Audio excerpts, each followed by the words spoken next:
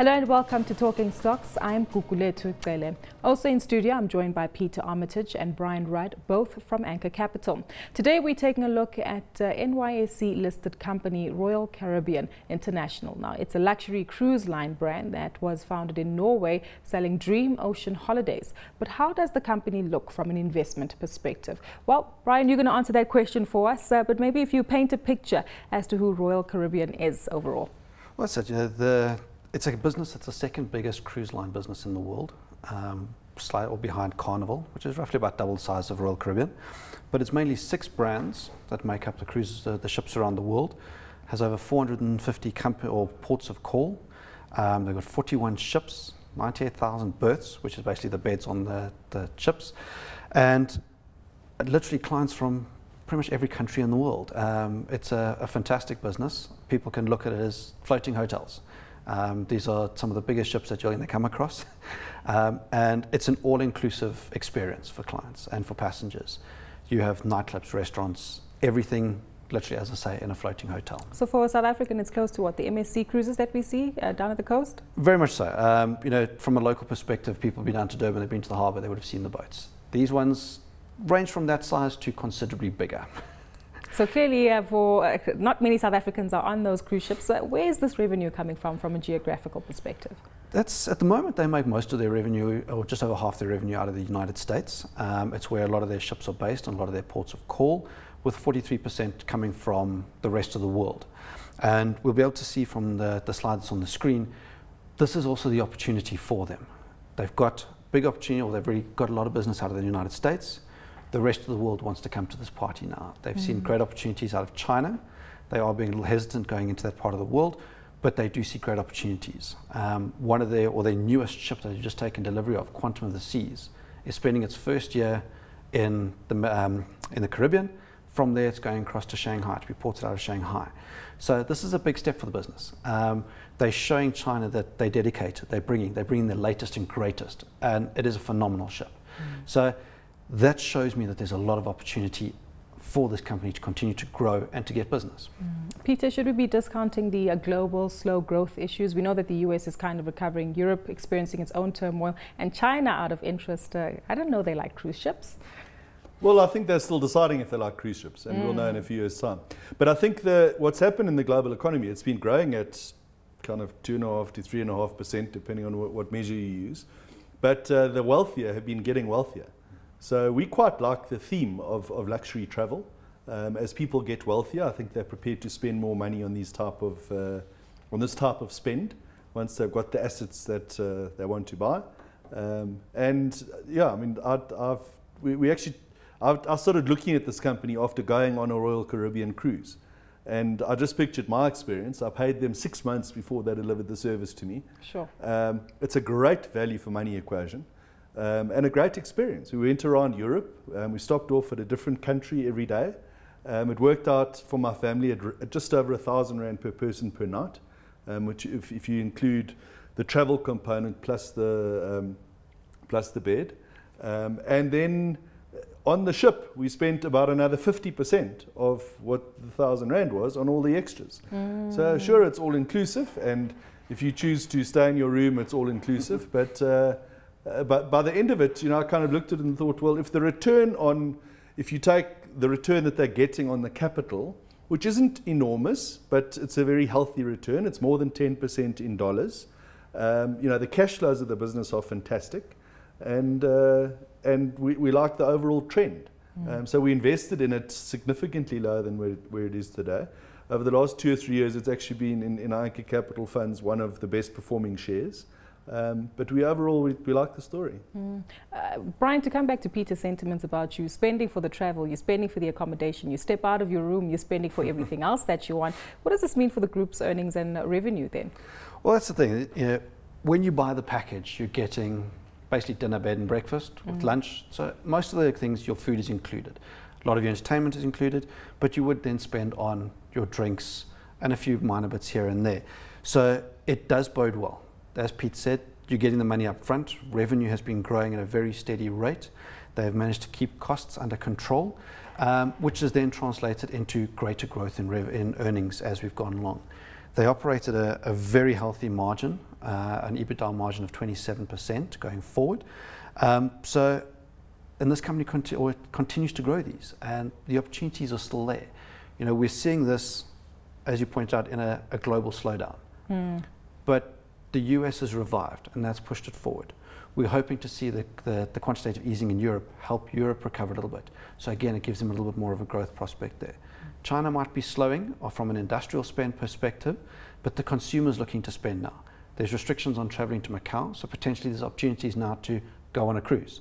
So there's other areas where this company has an opportunity to grow. And I think we're looking fairly stable for growth on the top line and the turnover, as well as on the bottom line.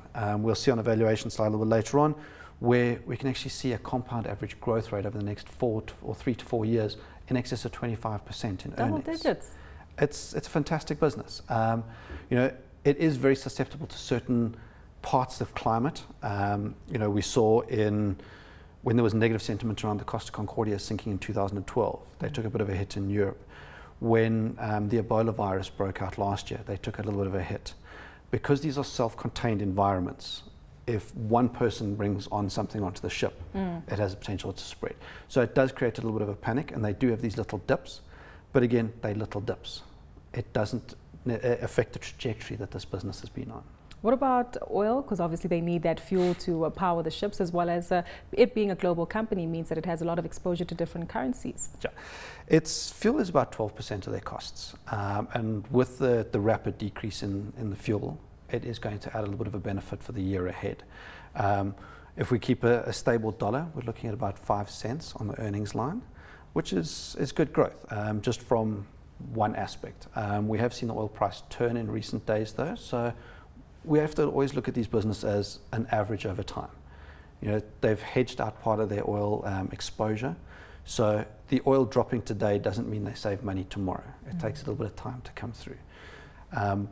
On the other side, they're getting paid in dollars as well. They're getting paid up front. Also takes a little bit of time to come through. So we'll see the next couple of quarters, I think, are going to be very attractive for the business because of the oil price and the impact of the US and the oil last year, and the US stabilizing towards the beginning of this year. So it looks to be attractive, but then again, as I say, they're guiding to 5 cents on the bottom line as an impact from currency and fuel. Peter did mention that it's been one of the top performers when it comes to your investment portfolios. Share price trading at about $76 odd, Yes. And if you look at the graph over the last few years, the trend is increasing. Very much so. It's been a business that's growing. It's a quality business. It doesn't pay much of a yield. It's got about 0.5% of a dividend yield on it. But as Peter pointed out earlier, good cash flows, good quality business, good growth trajectory, and companies and investors are looking for this growth.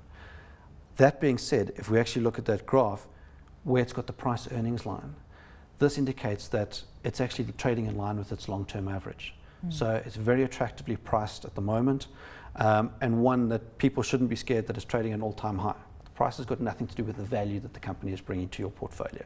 Those who like to keep an eye on PE ratios might have noticed that it's sitting at, 24, which is quite high there, Peter. Is this part of the criticism with regard to this company? Or no, the forward multiple is about 16, so it's about average. Yeah, I mean, we think we got in when it was at a 10 multiple. It's kicked up to that kind of forward 15. But the earnings have also grown quite explosively. So we've had a combination of the earnings coming through as well as the PE multiple kicking up. So yeah, I mean, I think if you look at how these things grow their earnings, ultimately you've obviously got your current ships, and it's how many people you've got on those ships and the margin you can make. And then the second aspect is new ships. And a new ship, if you can fill it up pretty quickly, obviously that's where you get your earnings kicker. And that's one of the reasons why we're looking for some quite nice growth for the next 2 or 3 years, is there's some, the fleet size has increased, and if you can bring new fleet on board and get a reasonable return on that, you know, you can grow your earnings quite nicely. So it's quite a nice business, you know, us kind of nerds in our spreadsheets kind of plot it all out, and it's quite a nice business. You can kind of quantify where the earnings growth is coming from.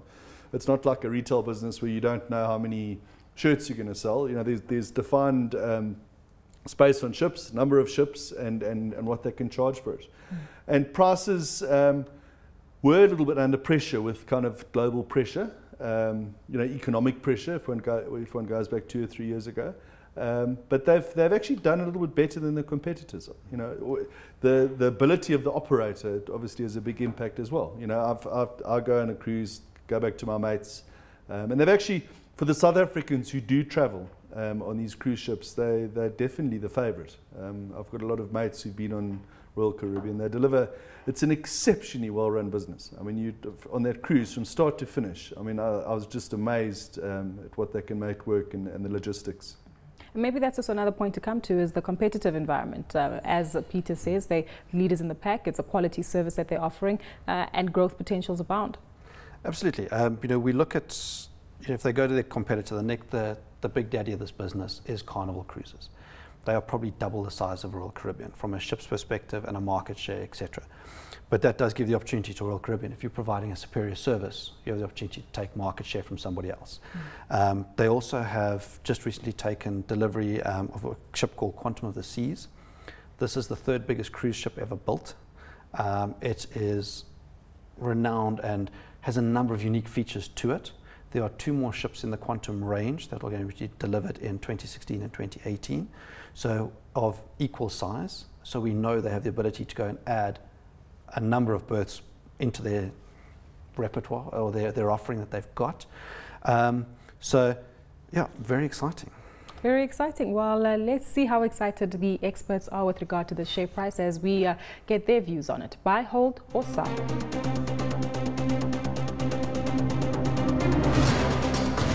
Bryan, let's start off with you. Buy, hold, sell when it comes to Royal Caribbean? Very much a buyer of the stock. I think it has a unique offering, a unique position in a person's portfolio.